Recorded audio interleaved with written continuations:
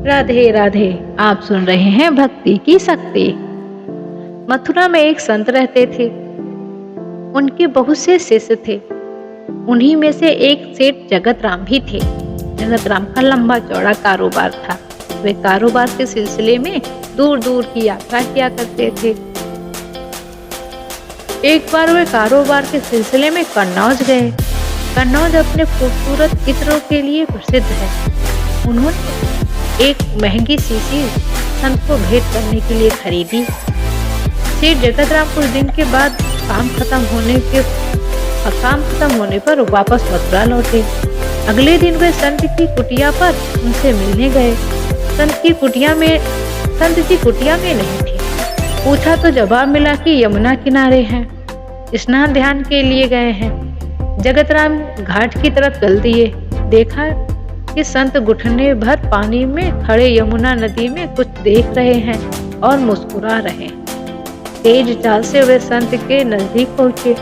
प्रणाम करके बोले, आपके लिए कन्नौज से इत्र की शीशी लाया हूँ। संत ने कहा, लाओ दो। सेठ जगत राम ने इत्र की शीशी संत के हाथ में दे दी। संत ने तुरंत वह शीशी खोली और सारा इत्र यमुना में डाल दिया और मुस्कुराने लगे। जगत राम को यह दृश्य देखकर उदास हो गए। उनको बड़ा गुस्सा आया और सोचा, एक बार भी इस इत्र का इस्तेमाल नहीं किया, सूंघा भी नहीं और पूरा यमुना में डाल दिया। वे कुछ ना बोले और उदास मन घर वापस लौट आए। कई दिन बाद जब उनकी उदासी कुछ कम हुई तो वे संत की कुटिया में उनके दर्शन के लिए गए। संत कुटिया में अकेले आंखें मूंदे बैठे थे और भजन गुनगुना रहे थे। आहट हुई तो सेठ को द्वार पर देखे।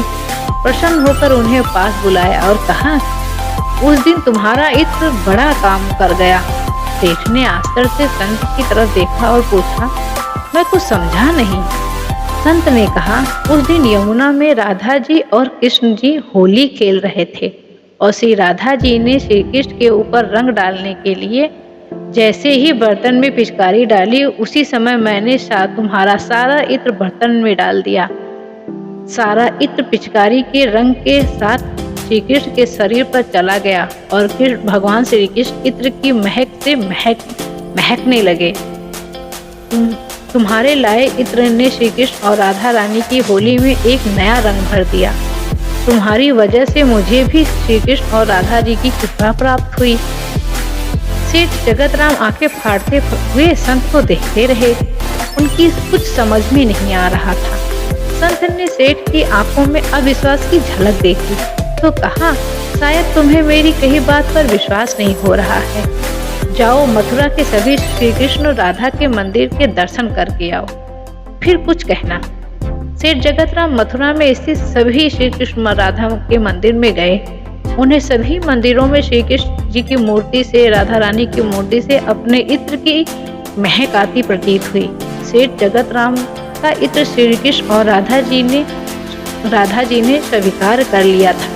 वे संत की कुटिया में वापस लौटे और संत के चरणों में गिर पड़े। सेठ की आंखों से आंसू की धारा बह निकली और उसे संत जी का अधिकार मालूम हुआ। संत की आंखें भी प्रभु श्री कृष्ण की याद में गीली हो गई। इसलिए सदैव ध्यान रहे कि संत महात्मा भले ही हमारे जैसे दिखते रहते हों, लेकिन वह हर वक्त ईश्वर में मन लगाए रहते हैं। हम जैसों के लिए यह अधिकार तब प्राप्त होगा जब हमारी भक्ति बढ़े, नाम सुमिरन बढ़े। राधे राधे। राधा रानी और बाके बिहारी जी की जो श्रद्धा भाव से सुमिरन करता है, उनमें अपना विश्वास बनाए रखता है, वो वैसे ही अपनी ही कृपा राधा रानी और कृष्ण जी उन पर बनाए रखते हैं। इसलिए हमेशा उन पे श्रद्धा भाव के साथ ही उनकी पूजा करिए। राधे राधे।